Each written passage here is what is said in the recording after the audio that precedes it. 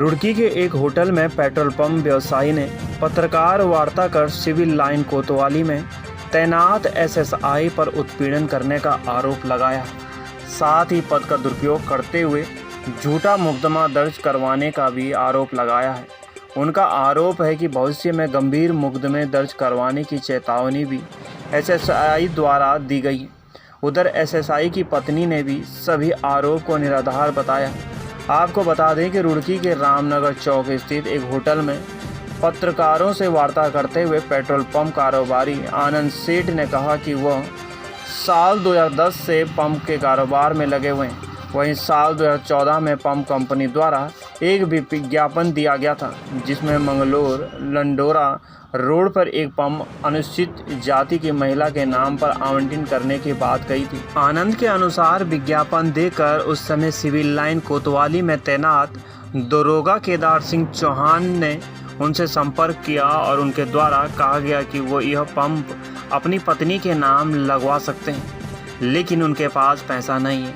आनंद सेठ के अनुसार उन्होंने पैसा का इंतजाम करने की बात कही और केदार सिंह चौहान की पत्नी के नाम से पंप लेने की सहमति बनी, जिसके बाद साल 2014 नवंबर में पंप के लिए आवेदन किया गया और 2015 में पंप निर्मला चौहान के नाम से आवंटित हुआ।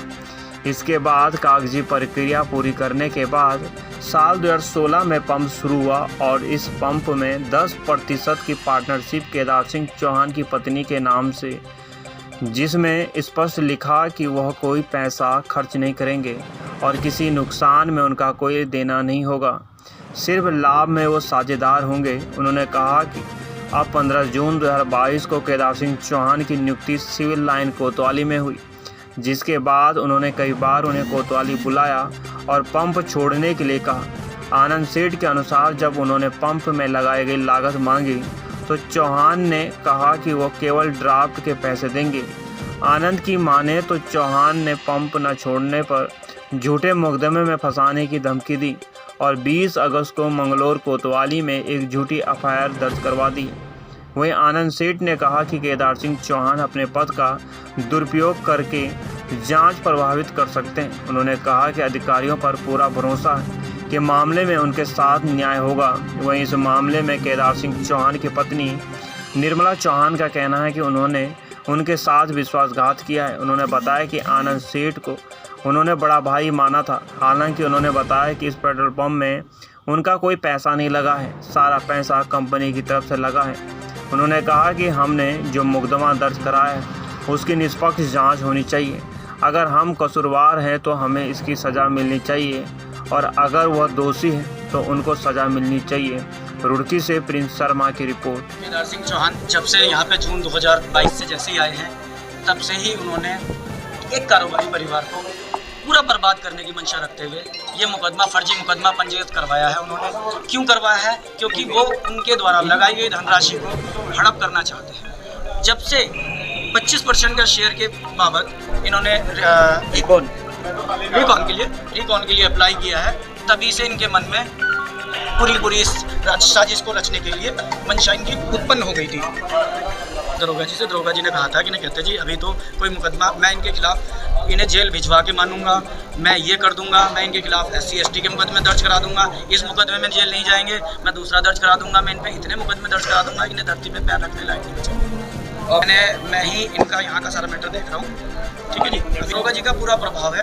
दरोगा जी वरिष्ठ उप निरीक्षक हैं कोतवाली रुड़की में। इनका पूरा प्रभाव कोतवाली मंगलौर में भी है और कोतवाली बाकी पूरे क्षेत्र पूरे रुड़की क्षेत्र। आपको हमने तो तहरीर दरोगा जी के खिलाफ दी थी। दरोगा जी के खिलाफ जो हमारी तहरीर दी उसमें तो उसके खिलाफ कोई कार्रवाई हुई नहीं, क्योंकि दरोगा जी ने हमारे साथ छल किया है, दरोगा जी ने हमारे साथ बेईमानी की है। इसके लिए दरोगा जी के खिलाफ 420 406 का मुकदमा पंजीकृत होना चाहिए और उसमें जाँच होनी चाहिए। निश्चित ही दरोगा जी व उनकी पत्नी इस प्रकरण में सम्मिलित पाए जाएंगे और उनके खिलाफ चार्जशीट भी न्यायालय में जरूर जाएगी। यदि पुलिस बिल्कुल लेंगे, न्यायालय की शरण लेने का इसके अलावा कोई रास्ता ही नहीं बचेगा। न्यायालय की शरण तो लेनी पड़ेगी। यदि प्रशासन नहीं सुन रहा है तो न्यायालय की शरण जरूर लेनी पड़ेगी। और सारा खर्चा हमने कुछ नहीं लगाया। वो बोलता है कि मेरा 1 करोड़ खर्च हो रखा है पैसा।